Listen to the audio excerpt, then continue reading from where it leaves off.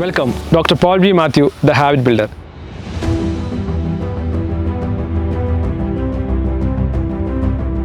ഇന്ന് ഞാൻ ഒരാളെക്കുറിച്ച് നിങ്ങളെ പരിചയപ്പെടുത്താൻ പോവുകയാണ്. ഞാൻ കുറേ ട്രേഡ്സ് അല്ലെങ്കിൽ അദ്ദേഹത്തെക്കുറിച്ച് ചില കാര്യങ്ങൾ പറയാം. നിങ്ങൾക്ക് ആളാരാണെന്ന് മനസ്സിലായോ എന്ന് ചിന്തിച്ച് നോക്കുക. ഈ ആൾ ഒരിക്കലും ഓഫീസിൽ സമയത്തെത്തുന്നില്ല. എന്ത് കാര്യം പറഞ്ഞാലും സമയത്ത് അദ്ദേഹം ചെയ്തു തീർക്കില്ല.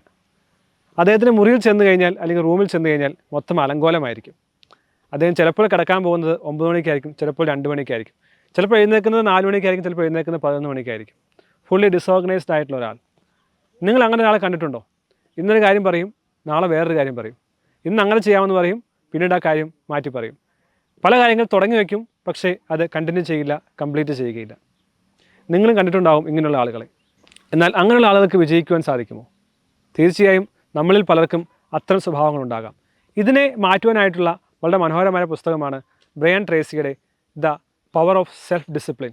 No excuses, the power of self discipline. ഈ പുസ്തകത്തെക്കുറിച്ച് നേരത്തെ പറഞ്ഞിട്ടുണ്ട്, പക്ഷേ അത് വീണ്ടും വീണ്ടും പറയേണ്ട ഒന്നാണ് തോന്നിപ്പോവുകയാണ്. സെൽഫ് ഡിസിപ്ലിൻ അല്ലെങ്കിൽ ഡിസിപ്ലിൻ, അച്ചടക്കം എന്ന് പറയുന്ന ഒരു ശീലമാണ്. സെൽഫ് ഡിസിപ്ലിൻ ഒരു ശീലമാണ്. ഡിസിപ്ലിൻ എന്ന് പറയുന്നത് distance between your desires to your achievement. നിങ്ങളുടെ ആഗ്രഹങ്ങളും ഇഷ്ടങ്ങൾക്കും അത് എത്തണമെങ്കിൽ, ആ ലക്ഷ്യത്തിലേക്ക് എത്തണമെങ്കിൽ, അച്ചീവ്മെൻറ്റ് നേടണമെങ്കിൽ വേണ്ടതാണ് ഡിസിപ്ലിൻ എന്ന് പറയുന്നത്. ഡിസിപ്ലിനെ കുറിച്ച് ബ്രയൻ ട്രേസി പറയുന്നത് അതൊരു മസിൽ പോലെയാണെന്നുള്ളതാണ്.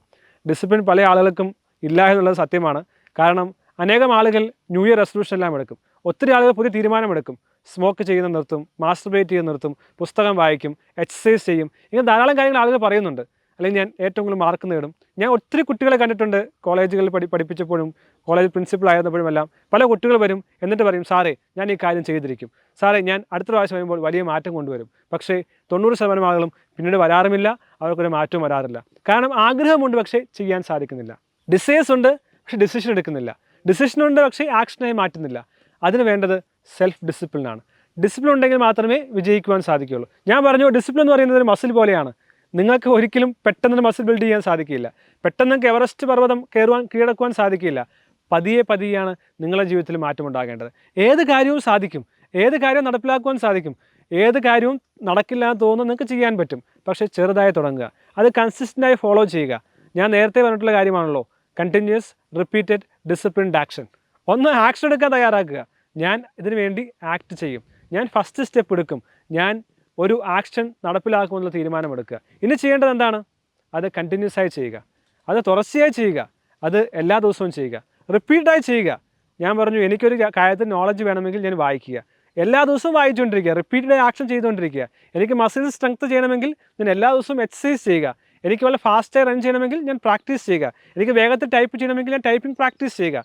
ആ കാര്യത്തെ റിപ്പീറ്റഡായി കണ്ടിന്യൂസ് ആയി ഡിസിപ്ലിനായി ചെയ്താൽ മാത്രമേ നമുക്ക് വിജയം നേടുവാൻ സാധിക്കുള്ളൂ. ഞാനീ പറയുന്ന 4 വാക്കുകൾ ലോകത്തിൽ വിജയിച്ചവരുടെ പ്രിൻസിപ്പിൾസായി അനേകം പുസ്തകങ്ങൾ പറയുന്നതാണ്. Continuous, disciplined, repeated action. Action എടുത്താൽ മാത്രമേ ജയിക്കുവാൻ സാധിക്കുള്ളൂ. പലപ്പോഴും നാം വീണു പോകും, പലപ്പോഴും നാം പതറിപ്പോകും. ഒരു ദിവസം കഴിയുമ്പോൾ 2 ദിവസം കഴിയുമ്പോൾ നാം നിർത്തിപ്പോകാൻ സാധ്യതയുണ്ട്. അതുകൊണ്ട് തന്നെ പറയുന്ന ന്യൂ ഇയർ റെസൊല്യൂഷൻ അനേകം ആളുകളെടുക്കും. ജനുവരി 1-ാം തീയതി തീരുമാനമെടുക്കും, ഞാൻ അടുത്ത വർഷം ഈ സമയമാകുമ്പോൾ അത് ചെയ്യും, ഇത് ചെയ്യുമെന്നെല്ലാം പറയും. പക്ഷേ വെറും 18 ദിവസം കഴിയുമ്പോൾ 90% ആളുകളും അത് മറന്നു പോവുകയാണ്. മറന്നു പോകുന്ന യഥാർത്ഥത്തിൽ നമുക്കത് ചെയ്യാൻ സാധിക്കുന്നില്ല. നമ്മുടെ ഈഗോയെ നമുക്ക് ചലഞ്ച് ചെയ്യാൻ സാധിക്കുന്നില്ല. നാം നേരത്തെ എഴുന്നേൽക്കണമെന്ന് ചിന്തിച്ച് കഴിയുമ്പോൾ നമുക്ക് ആഗ്രഹമുണ്ട്, പക്ഷേ നമുക്ക് എഴുന്നേൽക്കാൻ സാധിക്കുന്നില്ല. അപ്പോൾ നാം വിചാരിക്കും, വേണ്ട, ഇനി ചലഞ്ച് ചെയ്യേണ്ട, എൻ്റെ ഈഗോയെ ഞാൻ ചലഞ്ച് ചെയ്യുന്നില്ല, ഞാൻ തോൽവി സമ്മതിക്കുന്നില്ല, പക്ഷേ ഞാൻ അത് മറന്നു കളയുകയാണ്. പലപ്പോഴും മനഃപൂർവ്വം മറന്നു കളയുന്നതുകൊണ്ടാണ് നാം പരാജയപ്പെട്ടു വന്നത്. പക്ഷേ ഫൈറ്റ് ചെയ്യാൻ തയ്യാറാണോ? നാം നമ്മെ തന്നെ ചലഞ്ച് ചെയ്യാൻ തയ്യാറാണോ? നാം നമ്മെ തന്നെ ചലഞ്ച് ചെയ്ത്, ഇല്ല ഞാൻ ഈ കാര്യം ചെയ്യും, ചെറുതായി ചെറുതായി, small steps, tiny steps, atomic habits.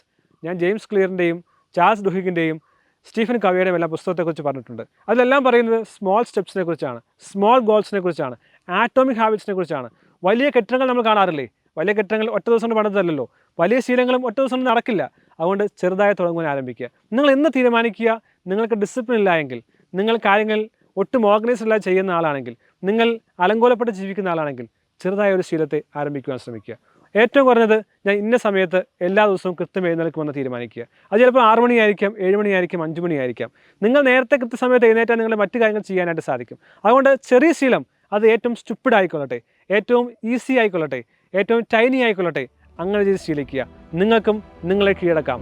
നിങ്ങൾക്കും ഇന്റേണൽ ലോക്കസ് ഓഫ് കൺട്രോൾ ഉണ്ടാകാം. നിങ്ങളുടെ ശരീരത്തെയും നിങ്ങളുടെ മനസ്സിനെയും നിങ്ങളുടെ ആത്മാവിനെയും കീഴടക്കുവാൻ ധൈര്യം നൽകുവാൻ ഈ ഡിസിപ്ലിൻ സഹായിക്കും. It is doctor Paul V Mathew, the habit builder, signing of.